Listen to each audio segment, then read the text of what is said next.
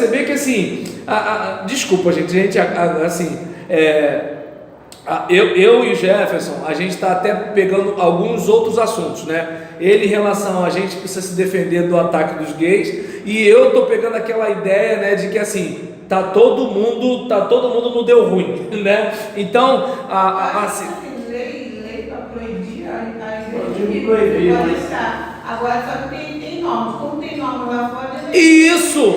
Você vai chegar numa igreja, não estou falando assim, você vai chegar uma pessoa na igreja, vai chegar, vai se abraçar, aquela isso! Agora, Quero ser membro. Eu quero ser membro, vai ser exposto para ele. É assim, assado.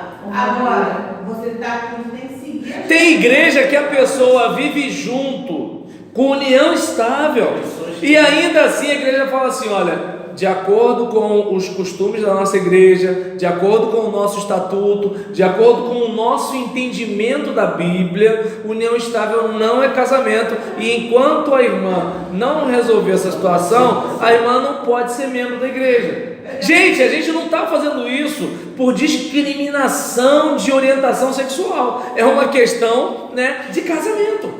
Então, é como a Lucinda falou, não é porque a gente está sendo contra a pessoa, é uma norma que a igreja tem, né? Por exemplo, são situações que eu não sei se dá para perceber, que assim, a gente precisa estar atento, né, a essas questões.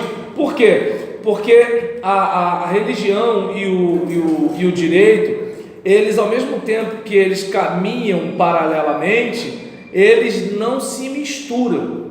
Não se misturam. Quem cria a lei é deputado, não é juiz, né? É senador, não é juiz, né? E aí o que acontece? Se a gente, né, quer leis mais justas, a gente precisa pensar quem são os deputados, senadores, vereadores que a gente elege. Só que a gente tem que pensar o seguinte: o único quesito para votar no deputado é porque ele é contra o movimento LGBT, porque é muito raso isso, porque às vezes ele é até contra isso, mas tem amante, está no 5º casamento. Aí o que acontece? Então eu tô querendo um camarada. Observa bem, se a gente é igreja, a gente não está só preocupado com a prática homossexual dentro das igrejas, a gente também está preocupado com a prática do adultério, a gente está preocupado com a prática da fornicação. E percebe que é tudo sexo, mas a gente também teria que estar preocupado com a inveja, com a competição predatória dentro da igreja, a disputa de poder, aquele desejo horrível de fama. Eu quero ser mais importante que os irmãos da igreja. Então, se é para a gente estar preocupado com um tipo de pecado, é para estar preocupado com todos. Só que geralmente a gente só fica preocupado com o pecado sexual, né? E hoje mais com o homossexual. Eu não vejo muita gente preocupada, de repente, com os jovens que estão transando dentro de casa, né? E estão tudo membro da igreja, que às vezes os pais sabem e fingem que não sabem. E aí o que acontece? Pensa bem, aí a gente está marretando alguém por causa da prática homossexual, quando a nossa briga tem que ser contra o pecado, e a gente não pode escolher qual pecado tem que ser contra. Pecado é pecado. É como, por exemplo, eu estou pregando porque eu quero edificar o meu irmão, eu quero acordar o meu irmão, eu vou puxar a orelha dele para ele ficar firme, ou eu sinto prazer, já que eu estou com o microfone e ele está ali constrangido, eu oro nele, entendeu? Aí eu vou e falo um monte de coisa, e detalhe, falo em código para, se ele disser que eu estou falando para ele, eu digo que não estou. Então, observa bem, isso também deveria ser punido por Deus, né? E Deus faz o quê? Deixa você lá na igreja ainda. Deus não te fulminou, Deus ainda aceita você, Deus salva pessoas através de você, Deus cura pessoas através de você, Deus edifica pessoas através de você, né? E assim, e esse tipo de tratamento que a gente recebe de Deus tem que ajudar a gente a olhar para o outro como assim: olha, tudo bem, eu não tenho, tá entendendo? Eu não tenho vontade de sair, né, com fulano de tal, mas quantas vezes eu quis esganar o meu filho. Então é importante a gente ter essa ideia de que, como disse Paulo, em mim, isto é, na minha carne, não habita bem algum. Pelo amor de Deus, espero que vocês entendam. Eu não estou dizendo que determinadas coisas não são pecado. Eu só estou dizendo que existem muitos outros que a gente não presta atenção.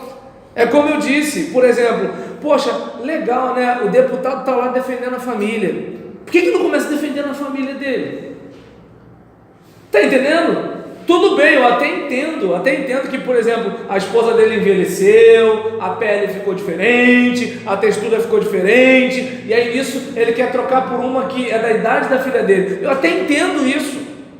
Só que se ele tem essa fraqueza, ele deveria ter compaixão na hora de falar da fraqueza dos outros.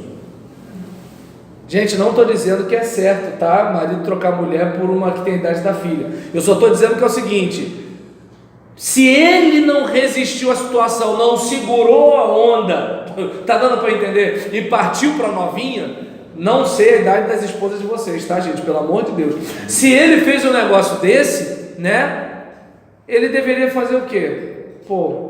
Na minha situação, eu não afinei minha viola. As pessoas esquecem que a igreja é um lugar de gente doente, está se tratando. Né? Jesus mesmo disse o quê?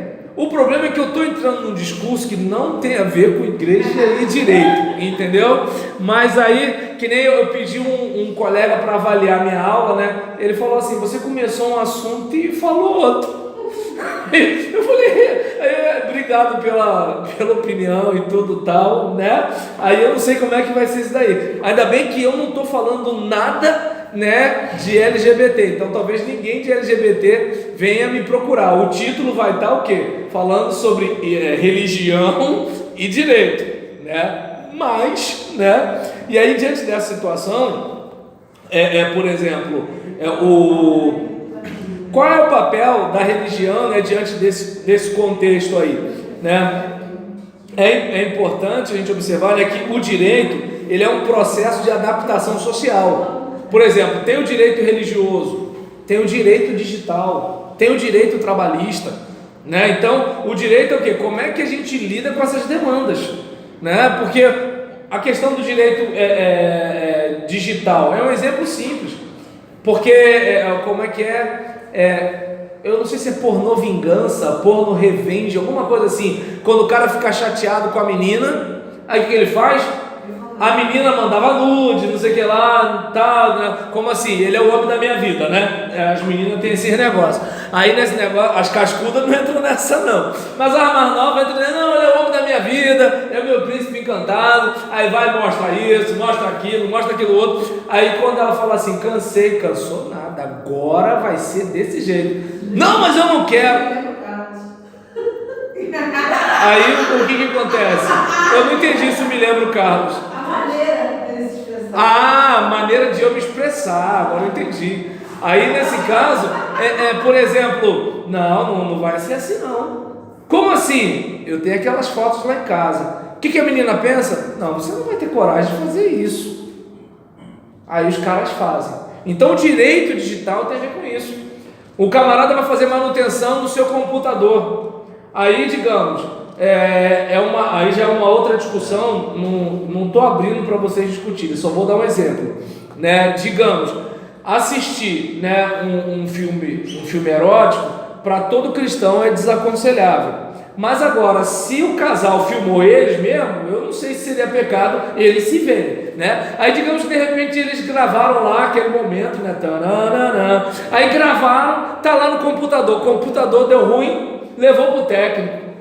Aí o técnico viu um negócio que fez, pegou e botou num site aí qualquer desse da vida. E como você é crente, você não assiste essas coisas. Alguém está vendo, e um dia chega no teu ouvido. Mas quando chegar no seu ouvido, como você não vê, assim eu creio, né? O que acontece? Quando chegar no seu ouvido, todo mundo já sabe. Então o direito digital, ele por exemplo, ele vai acompanhar algumas situações, né? Imagina essa questão agora de fake news. O pessoal diz que fulano, cuidado, que fulano é motorista de Uber, o taxista tarado e não sei o que lá, a dona que pega órgão das crianças para fazer macumba, e aí o que acontece? Olha quanta desgraça acontece. Então, o direito digital, o direito trabalhista, né? Porque quantas vezes uma pessoa explora a outra, né? E assim por diante. Então, o direito religioso é a mesma coisa, porque houve um tempo que era só fazer o seguinte: opa, aluga essa lojinha? Alugo. O que vai ser? Uma igreja. Não precisa de mais nada. Pagou lá para a dona, né? Dona Clotilde, tá aqui o aluguel. Aí ela fala assim: mês que vem é 2.000, hein? Que ela viu que entrou dinheiro de oferta, né? Aluguel de igreja é um sofrimento, né, gente? Aí nisso, ele tá pagando a mulher, mas não tem estatuto, não tem CNPJ, não vou nem falar de certificado de bombeiro, não tem nem extintor de incêndio, não tem nada, só tem o que? A nuvem de glória, só tem a Shekinah. O que é Shekinah? Nunca vi nem comi, eu só ouço falar. E aí nisso, estamos lá, aquela coisa todinha e tudo tal, e assim, o direito eclesiástico é assim: opa, isso não é bagunça não, vamos botar ordem na casa, né? Então, diante dessa situação, né, o direito, ele é um processo de adaptação social que apenas reflete os valores da sociedade. É que nem essa questão, por exemplo, de poder abortar ou não. Se você observar, isso está caminhando para quê? Para os valores que a sociedade tem. Se a gente pensar essa questão, né, de união entre pessoas do mesmo sexo, são valores que a sociedade tem adotado. E aí o que acontece? Qual é o papel da igreja? O papel da igreja é ter os valores cristãos. Mas e a sociedade? Se você que é cristão praticar os valores cristãos, você já está contribuindo para uma mudança na sociedade.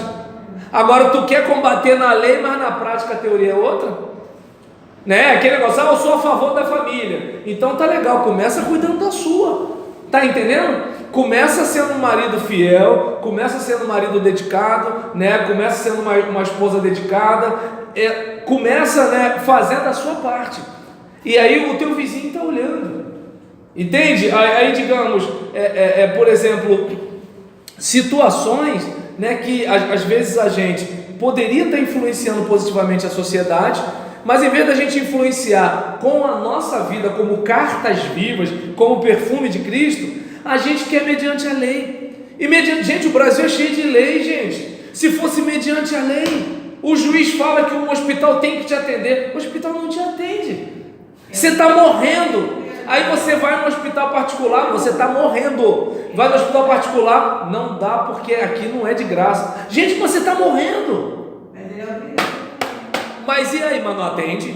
E você morre, entendeu? Então a gente olha para uma situação dessa, né? Que assim, o problema do Brasil não é lei.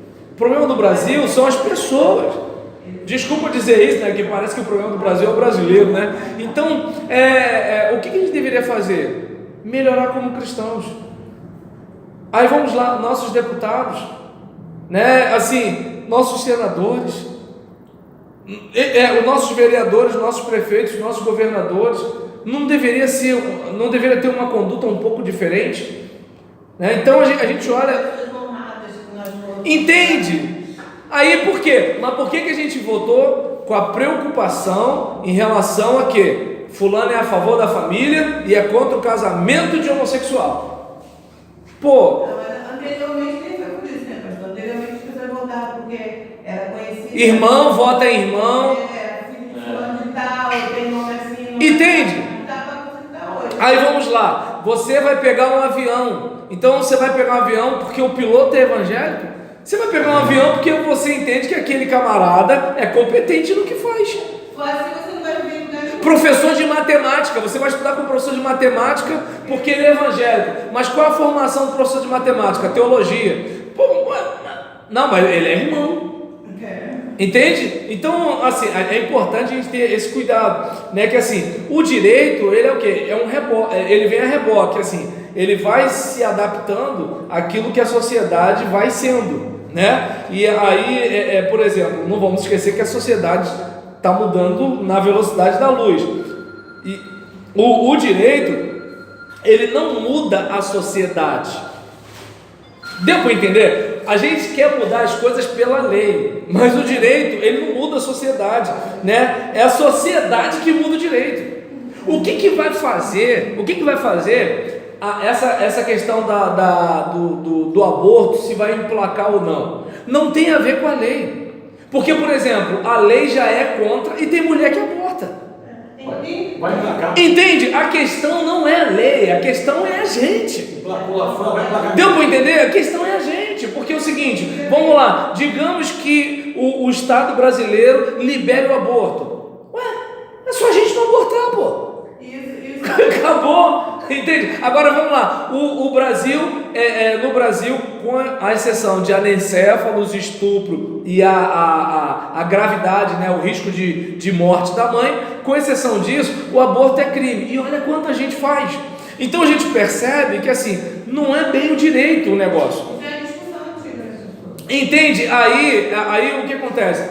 Antes que alguém diga, poxa, Roberlan, você é a favor do aborto? Claro que não, porque até quem é a favor do aborto, só é a favor do aborto porque sua mãe não abortou lá atrás, entende? Eu entendo que é o seguinte, o aborto, o feto não tem culpa de nada, eu entendo que até a mulher violentada, se ela tiver estrutura para segurar aquela gravidez, porque aquele bebê não tem culpa daquilo, e tem um monte de casais sem filhos aí, com dificuldade de gerar filhos, que receberia essa criança, que assim, não foi amada no ventre, a gente até entende, né? Não foi amada no ventre, mas essa criança vai ser muito amada por aquele casal. Então, a gente sabe disso. Agora, por exemplo, o que a sociedade, de certa forma, acaba liberando com o aborto? É que, vamos lá, de opinião pessoal, tá, gente? Espero que vocês entendam.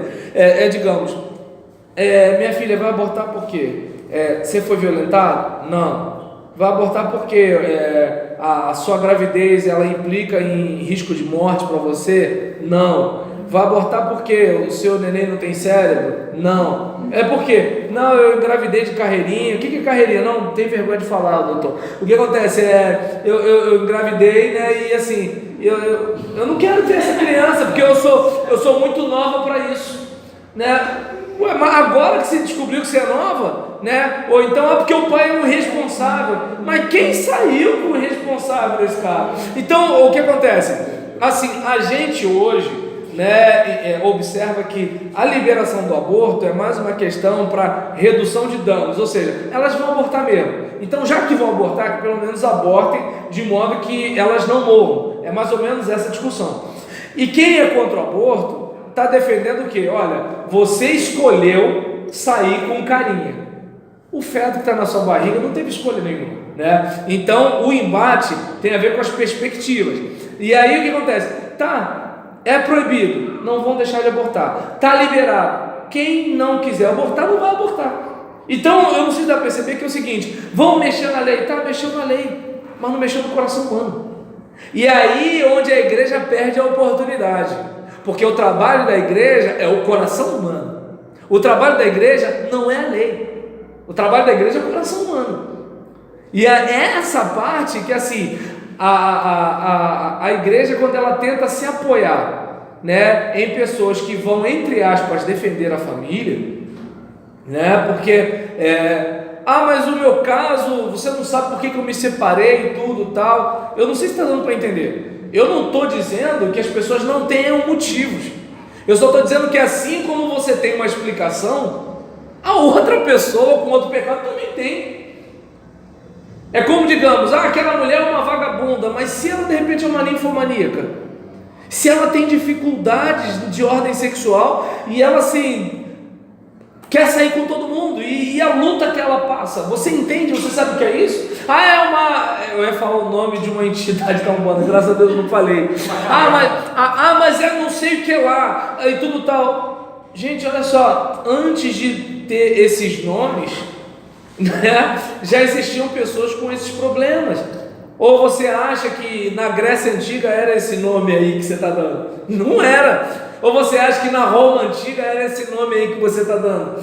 Ou você acha que no Egito Antigo era esse nome aí que você está dando? Ou seja, as pessoas sempre tiveram problemas, as pessoas sempre passaram por pressões, mas aí a gente faz o quê?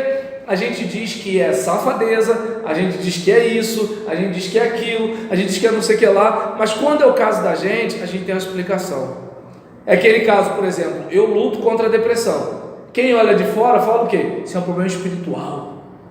pastor deve estar com algum problema espiritual, deve ter algum demônio pendurado no pescoço dele, ele não deve ser um homem de Deus. Quer ver? Desaloja, né? Aquele negócio todinho. E aí, por exemplo, até que chega o dia, né? Até que chega o dia que ele passa por um transtorno e ele não sabe o que é. E aí ele vai no médico, o médico fala que ele está com depressão, e aí ele começa a mudar o tom do discurso dele. Entende? É aquele camarada que diz que todo gay é sem vergonha, até que o filho dele fala assim: pai, eu tenho que te contar um negócio. Aí ele muda o discurso. Então, tá dando para entender? É esse tipo de situação. Ou de repente, né, aquele pregador moralista, porque aquele negócio todinho, até que a amante que ele tinha bota no jornal, e aí o que acontece? Ele se mata, se suicida, porque ele não tem coragem de olhar para as pessoas, para quem falou as coisas. Então eu não sei se dá para perceber que é o seguinte, gente, é importante a gente olhar para isso tudo e entender o seguinte: olha, cada um de nós tem algo de sombrio que precisa da luz do Evangelho. Então, o que acontece?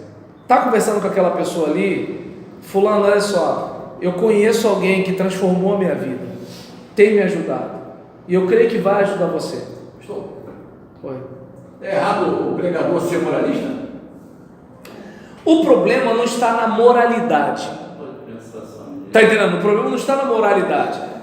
Na disciplina, né, que vocês estão estudando de ética, eu entendo que é mais adequado o professor falar. Mas como eu já estou acostumado com vocês de me perguntar coisa que não é da minha área, o que acontece? Em relação a isso, o que seria a moral, né? Não o moral, né? O moral alto, né? Não, a moral. O que seria a moral? Seria algo relacionado aos costumes. Por exemplo, quando a mulher samaritana vai conversar com Jesus, os discípulos acham estranho, por quê? Não é um negócio comum. Então não tem a ver com os costumes a mulher chegar e ficar batendo um papo com o cara. Se Jesus fosse um moralista, não ia conversar. Opa, chega para lá. Entendeu? O que acontece? Por exemplo, vamos pensar numa outra regra moral. Eu cresci aprendendo que homem não entra em casa de outro sem ele em casa. É um costume. É um costume. Aí o que acontece? Às vezes, com o chefe da casa em casa, né, pode rolar uma pulada de cerca. E às vezes, sem o chefe da casa em casa, pode não pular. E aí o que acontece? Não estou dizendo que é para fazer ou não fazer, eu estou dando um exemplo. E aí nesse caso, o que acontece? Diante dessa situação, eu não estou discutindo com ninguém não. Diante de uma situação dessa, o que seria o ismo? O ismo é botar a coisa no centro. E a gente tem que ter cuidado com isso. Porque, por exemplo, há um tempo atrás, crente não fazia isso. Hoje faz. Ou hoje crente não faz isso, amanhã faz. Ou isso aqui é absurdo, amanhã não é. Agora a ética já é uma coisa mais profunda, que é um tipo de situação. Claro, se o professor de vocês ensinar outra coisa, fica com quem ele ensinar, esquece o que eu estou dizendo, porque não é a minha área.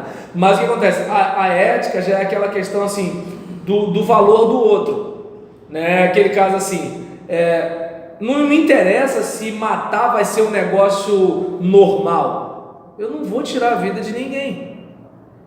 Entende? Não interessa se, não, assim, se eu tenho o direito, né, de pegar o meu filho e jogar ele ao relento. O pátrio poder, né, da época lá de Efésios, né, quando fala para não provocar os filhos a ira, mas criar na disciplina e tal, o pai podia fazer o que quisesse com o filho era praticamente uma propriedade. Só que o pai cristão não vive de acordo com o costume da época. Ele vive a legislação do reino de Deus. É uma ética cristã. É aquela coisa do tipo, olha, não, isso aqui não. É como, por exemplo, numa guerra, você vai atirar para bombardear um hospital? Então existem coisas que assim, peraí, não vamos exagerar. Agora, a moral é um negócio que vai mudando de uma época para outra. É como, por exemplo, uma mulher botar calça comprida. Isso é imoral, tem que ser um vestido. Lá no pé, aquele do arame com a saia rodada. Você consegue imaginar uma sinhazinha usando calça comprida? Hoje isso já não é mais problema. Entende? Mas imagina na época lá, em 1800, em 1700 e alguma coisa, uma dona fica andando de calça comprida, igual a que a Sandra está usando.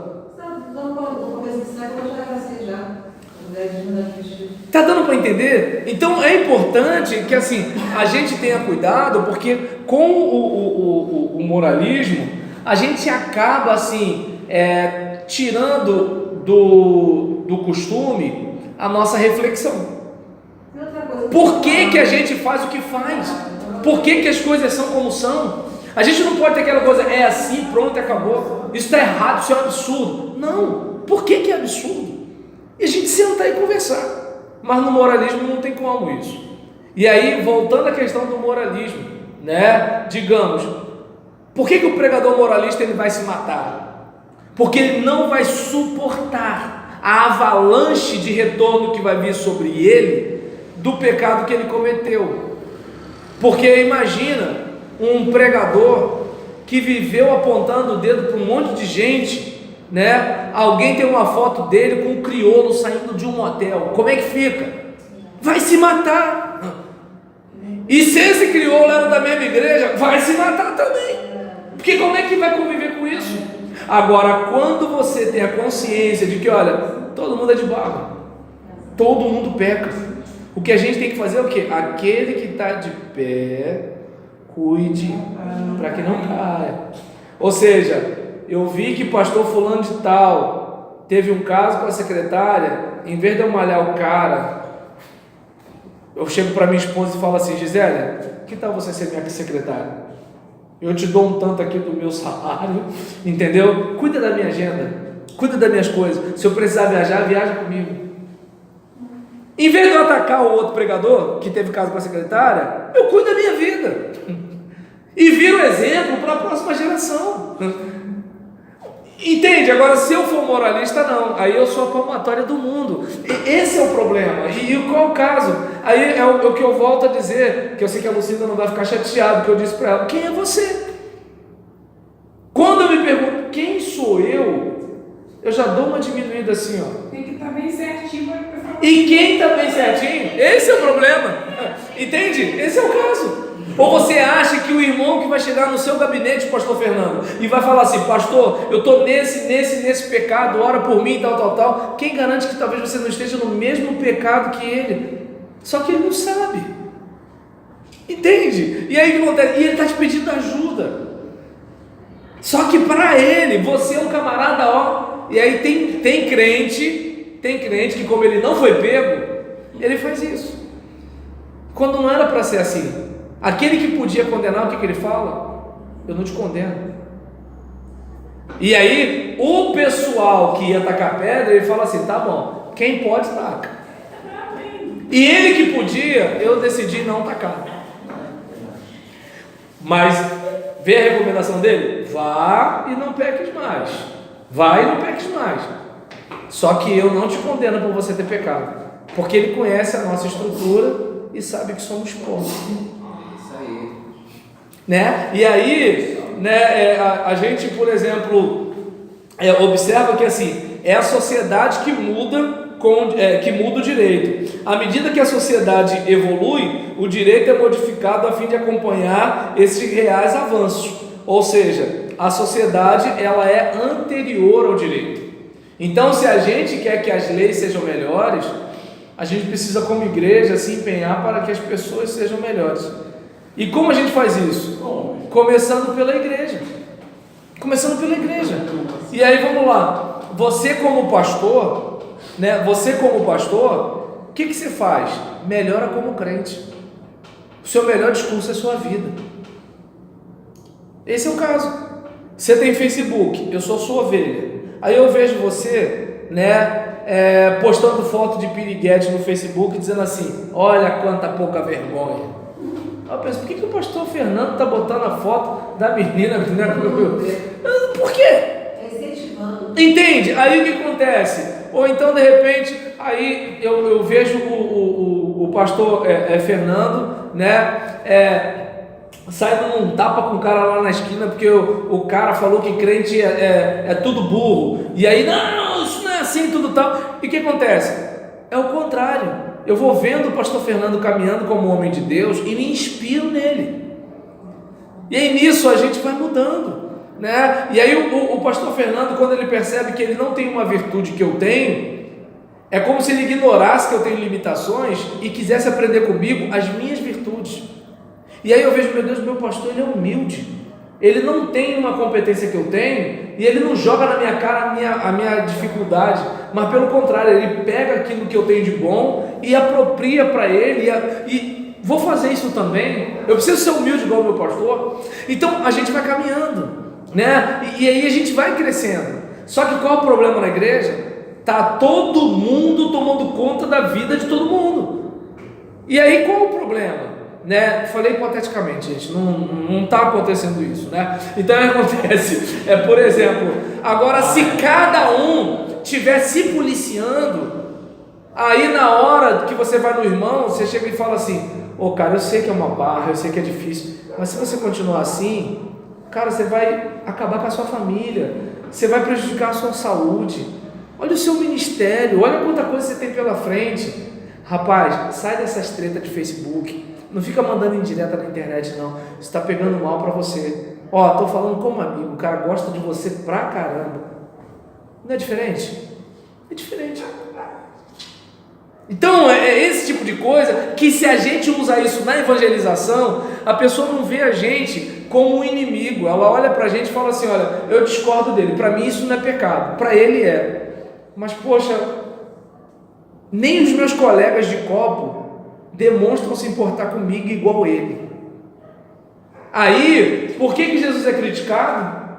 Tá a galera lá, né? Bota o copo pro alto. Jesus fala com eles. E aí o que os religiosos falam? Ah lá, comilão e bebedor de vinho. Tá dando para entender? E o que acontece? Aí você olha uma situação dessa e aí você verifica assim: Jesus não estava absorvendo os valores deles, mas Jesus veio do céu por causa deles. Aí que está o negócio. Não é para eu ficar bebendo cachaça com o cara da barraca, mas Jesus me salvou para usar minha vida para salvar o cara da barraca. Deus não me salvou para eu me achar melhor que o cara da barraca. Tudo bem, o meu colega de faculdade, ele pega todas as meninas da faculdade,